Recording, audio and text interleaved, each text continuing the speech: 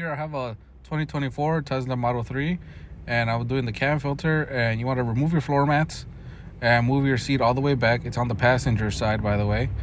And you want to pull this panel back about halfway. It's a pretty long panel, and I don't think you can take off the whole thing. I mean, maybe you can, but it goes behind the passenger seat. And then when you pull back that side panel, you want to pull this panel down too. I'm kind of showing it with the panel, with the side panel still on, but you want to remove the side panel and then take this panel down. It's held on by magnets. All right. And a couple of guide plastic pins. And then what you want to do is the cabin filter has a little door. It's all plastic, no bolts. So you just pinch the bottom part and then pull it out, and then there are your cabin filters. And they have little tabs that you have to take out. And this is how it's positioned. The tab is on the top, and this is the part number 97113 of the cabin filters I used to replace. And you just want to put them back the same way they came out with the tabs facing up. So as you can see, I have this bottom panel laying down, and you want to be careful with all the little wires, because there's a little speaker there and it has tiny wires. And I tried to take off the connector, but I just couldn't get it. So the bottom panel down, and then the side panel pushed back a little halfway, and then I was pushing in my cabin filter little by little. It might crumble on you a little bit. It was crumbling on me because I was doing it with one hand, but it fixes itself basically. So I was kind of going at an angle, but only because, like I said, I was doing this with one hand. But make sure you don't crumble it too much. Just a little bit is okay, because like I said, it just forms itself back. And I know it looks pretty bad how it's crumbling right there, but like I said, it just forms itself back.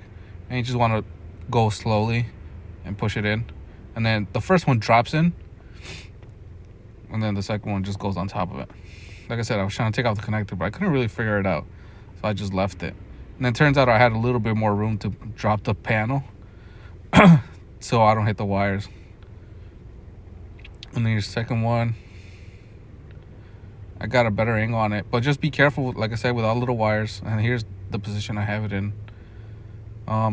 Like I said, I try to remove the side panel, the whole thing, but it's too long, and I don't want to remove it.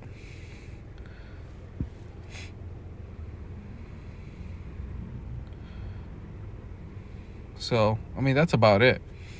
And then try to put that little tab inside. And then when you put your plastic cover back on, make sure you put it in. It doesn't go inside with the cabin filter. It has its own little pocket, I guess, outside of the filters. And then you just push it in, and that's about it. And then there's actually a reset on there. So you want to go to your little car.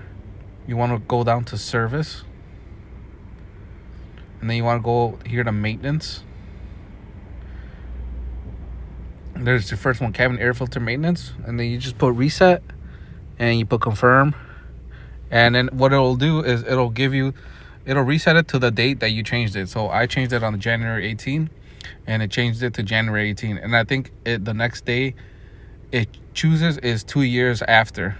This car, it has 26,000 miles, and that's why it was replaced. So hopefully this helps you out. If you have any questions, just let me know.